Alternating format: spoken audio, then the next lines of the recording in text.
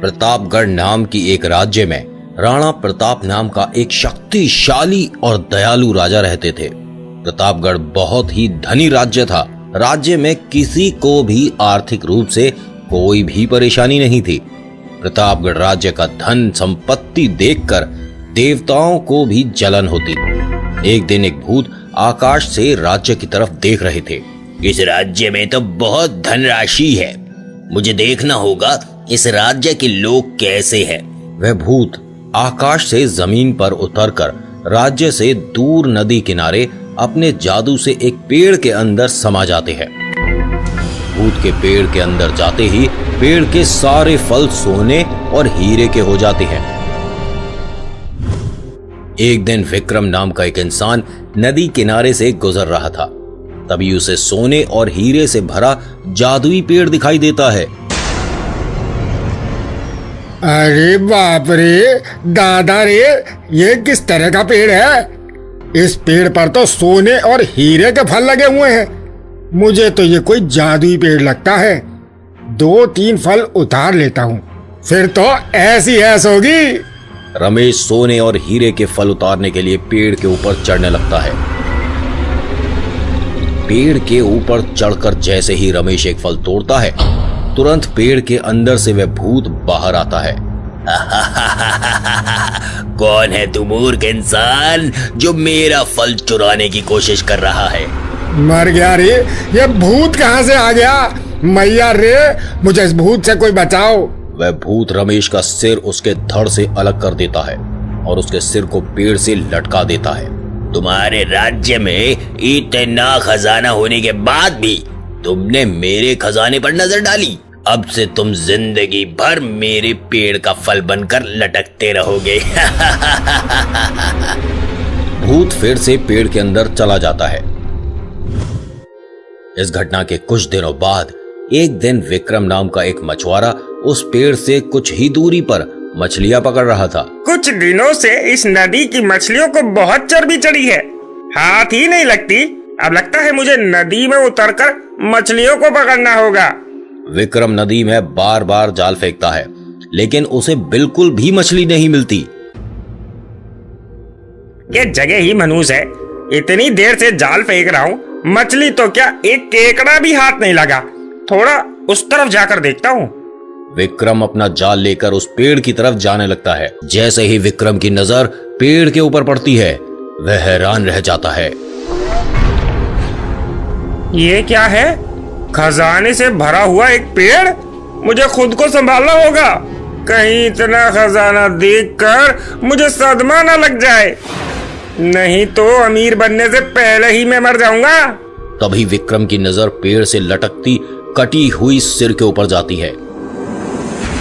खजाने से भरे पेड़ पर कटा हुआ सिर किसने लटका दिया? इस सिर ने पूरे पेड़ को गंदा कर दिया। विक्रम सिर की ओर देख ही रहा था, तभी अचानक से वह कटा हुआ सिर बोलने लगता है। भाई साहब, आप यहाँ किस लिए आए हो? ये किस तरह का इंसान है? तुम्हारा धड़ कहाँ गया? चूहे ने खा लिया क्या? तुम्हें ये मजाक लग रहा है? मैं इस पेड़ से सोने का फल चुरा रहा था, इसलिए एक भूत ने मुझे यहाँ से लटका दिया। क्या फालतू की बातें कर रहे हो? मुझे तो लगता है तुम ही वो भूत हो। मैं इस पेड़ से फल ना लूं, इसीलिए मुझे डराने की कोशिश कर रहे हो। ठीक है, फिर तुम भी इस पेड़ का फल तोड़ कर देख लो। विक्रम पेड़ पर चढ़ने लगता है। विक्रम के पेड़ पर चढ़ते ही पेड़ के अंदर से वह भूत हंसते हुए बाहर आता है। फिर से कोई आया है मेरे पेड़ से फल चुराने। मैं तुमसे डरने वाला नहीं हूँ, बकरी वाले शक्ल के जानवर। तुम चाहे कुछ भी कर लो, इस पेड़ का फल तो मैं लेकर रहूंगा। जो मुझसे डरता नहीं वह मेरे हाथों मरता है, इसका मतलब तुम मेरे हाथों मरने वाले हो। भूत रमेश का सिर भी उसके धड़ से अलग कर देता है और पेड़ से लटका देता है। इस तरह से कुछ ही दिनों में पेड़ के ऊपर कई सारे कटे हुए सिर लटकने लगते हैं। कुछ ही दिनों में पूरे राज्य में लोगों के खो जाने वाली बात फैल जाती है। कई लोग महाराज के पास जाकर लोगों के ना मिलने की शिकायत करते हैं। हमारे राज्य में ये किस तरह की नई मुसीबत आई है? सारे लोग आखिर कहाँ जा रहे हैं? तभी दरबार में एक तांत्रिक प्रवेश करता है। ओम फट स्वाहा, मार झट झट, चीर फाड़ फटाफट स्वाहा, सकला का बूम बूम, सकला का बूम बूम। आप कौन हैं गुरुजी? मैं एक तांत्रिक हूँ। मुझे पता है तुम्हारे राज्य के सभी लोग कहाँ हैं। तो फिर जल्दी बताइए प्रभु, मुझे अपने राज्यवासियों के लिए बहुत चिंता हो रही है। मैं सिर्फ तुम्हें उनका पता दे सकता हूँ। मैं तुम्हारी और कोई भी मदद नहीं कर सकता। ठीक है प्रभु, आप जितना कर सकते हैं उतना ही करो, बाकी का मैं देखता हूँ। तांत्रिक महाराज को नदी किनारे उस पेड़ का पता देते हैं। महाराज तुरंत अपने साथ एक तलवार लेकर उस पेड़ के पास जाने के लिए निकल पड़ते हैं। कुछ ही समय में महाराज पेड़ के पास पहुंचते हैं। मैं ये क्या देख रहा हूँ? इस पेड़ पर तो मेरे राज्य से भी ज्यादा खजाना है। ये तो कोई मायावी पेड़ है। और ये क्या, पेड़ के ऊपर इतने सारे सिर लटक रहे हैं, सबके सब जिंदा भी है। तभी लटकते हुए सिर में से रमेश का सिर बोल पड़ता है। महाराज की जय हो। तुम लोगों का ये हाल कैसे हुआ? महाराज, इस पेड़ के अंदर एक भूत है जिसने हमारा सिर काट कर यहाँ पर लटका दिया है। जो भी इस पेड़ से फल तोड़ता है वह भूत उसे यहाँ लटका देता है। महाराज, उस करम जले भूत ने मुझे भी यहाँ लटका दिया। मैंने तो फल तोड़ा भी नहीं था, बस तोड़ने वाला था। ठीक है, अभी मैं तुम लोगों को यहाँ से मुक्त करता हूँ, लेकिन तुम लोगों का धड़ कहाँ है? हमारा सिर कटते ही हमारा धड़ गायब हो गया। महाराज पेड़ के ऊपर चढ़कर अपनी तलवार से सभी के सिर को पेड़ से अलग करने की बहुत कोशिश करते हैं, लेकिन किसी का भी सिर पेड़ से अलग नहीं होता। तभी अचानक से वह भूत फिर से अंदर से बाहर आता है। अब किस मनूस के मरने की बारी आई है? अरे महाराज, आप हैं। अब आपको भी मेरे खजाने की जरूरत पड़ गई। मैं यहाँ तुम्हारा खजाना लेने नहीं, अपने लोगों को छुड़ाने आया हूँ। मेरे लोगों को मुक्त करो। नहीं नहीं महाराज, इतनी आसानी से तो मैं अपनी पत्नी की बात भी नहीं मानता। फिर मैं आपका कहा कैसे मान लूं? मेरे लोगों को अभी मुक्त करो, नहीं तो अपनी जान से हाथ धो बैठोगे। इतना गुस्सा क्यों करते हो महाराज? अभी अभी तो आए हो यहाँ, थोड़ा चाय नाश्ता हो जाए, फिर अपने लोगों को ले जाना। तो तुम ऐसे नहीं मानोगे? महाराज भूत के ऊपर अपने तलवार से वार कर देते हैं, लेकिन भूत को कुछ भी नहीं होता। आप शायद भूल रहे हैं महाराज, आप एक इंसान हैं और मैं एक भूत।